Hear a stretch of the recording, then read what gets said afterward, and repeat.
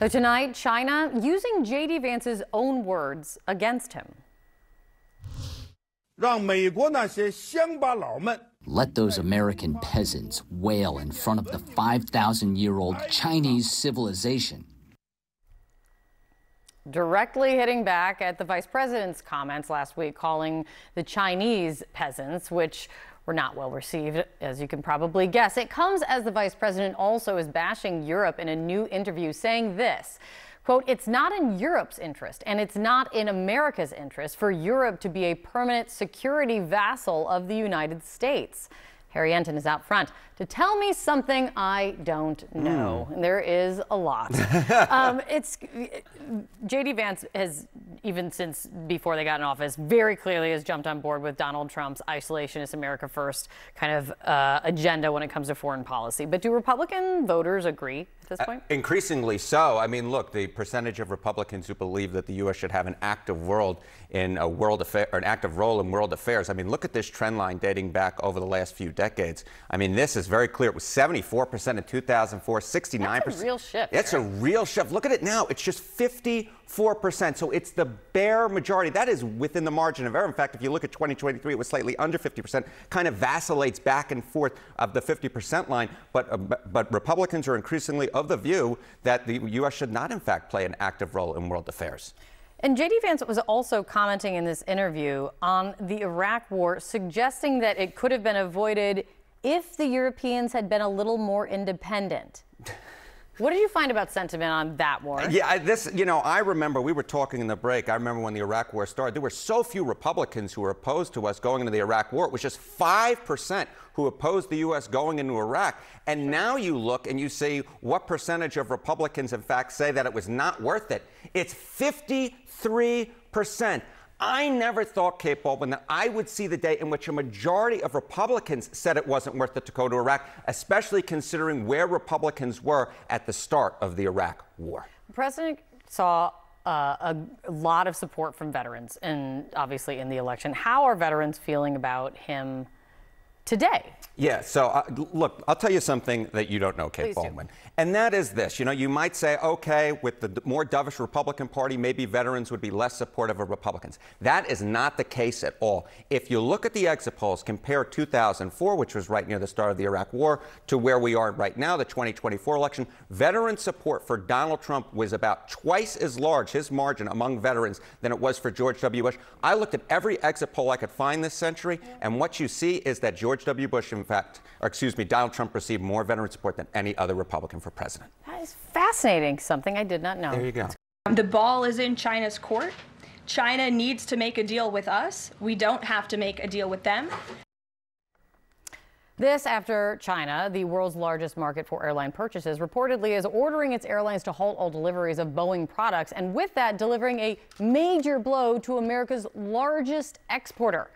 Out front now, Dan Ives, veteran tech stocks analyst, Peter Tuchman, longtime Wall Street trader, and the one and only Richard Quest. I feel like I should say to everyone out there, gird your loins. You're hopped up on the fact that you think that there's kind of a cascade of evidence now of how bad this could be. I don't think I know. Boeing. So Boeing's in trouble because it can't deliver to China. Boeing's getting hit from every angle. But it can't deliver to China, Eastern China, Southern and Air China. United Airlines, United today said that when it comes to giving guidance, they were going bimodal. They've given guidance on the basis of what's going on at the moment, and if there's a recession. I cannot remember a company, an airline, giving two sets of guidance, if it's normal and if it's a recession. Nvidia tonight basically taking a charge because they say they can't sell certain chips into China, so they've now written down certain numbers of values. This is going to grow and grow and grow, with more companies in different parts of the economy saying what the effects are, and this is how your recession happens. Yeah. Is that not? I think, look, I think you nailed it. But we're now starting to see this economic snowball go downhill. And if you look at it, Nvidia, You look at the Boeing, and I think that's the worry, is that you can't stop it. You can't have a choose your own adventure in terms of guidance coming from a major company. That does nothing to offer any confidence, says the person who knows nothing about any of this. Well, look, me and Peter have talked about it. It's like you've cut big tech at the knees, and NVIDIA that's the first step in terms of what we're seeing. And look, and from a White House perspective, you're playing a game of high-stakes poker with China. And the reality is the market and the economy that's caught in the middle. I mean, you know what I think is fascinating, though, it is how China's response to it.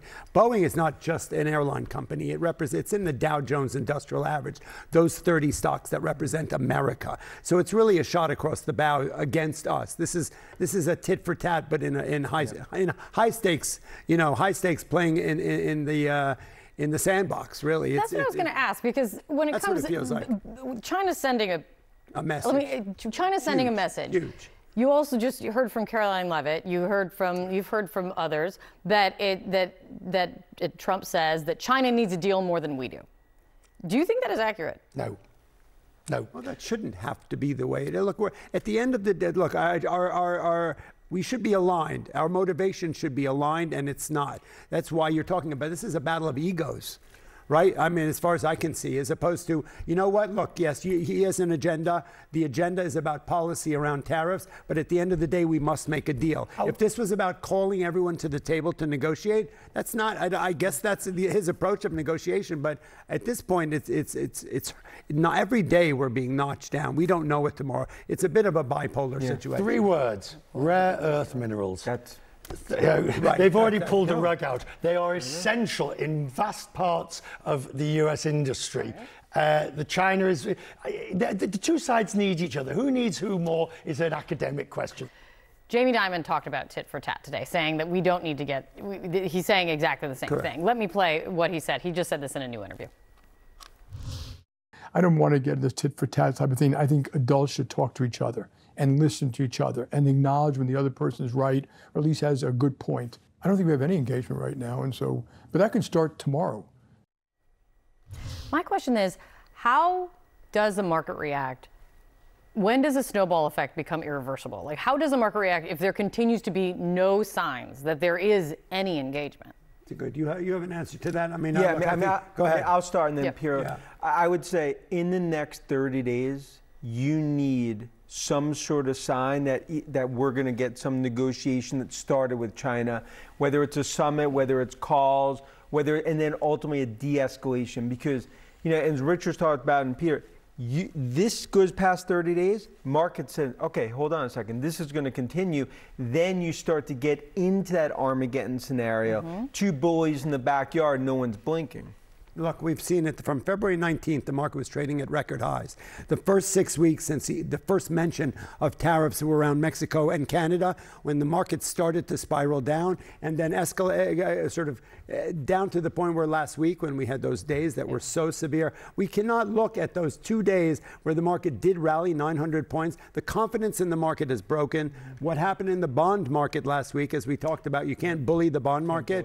Damage was done to the whole infrastructure of the trading community in so many ways around that. And that's a China-centric situation when it comes to bonds. Is it Pollyanna, Richard, to think because the administration said that Trump is looking at like 15 plus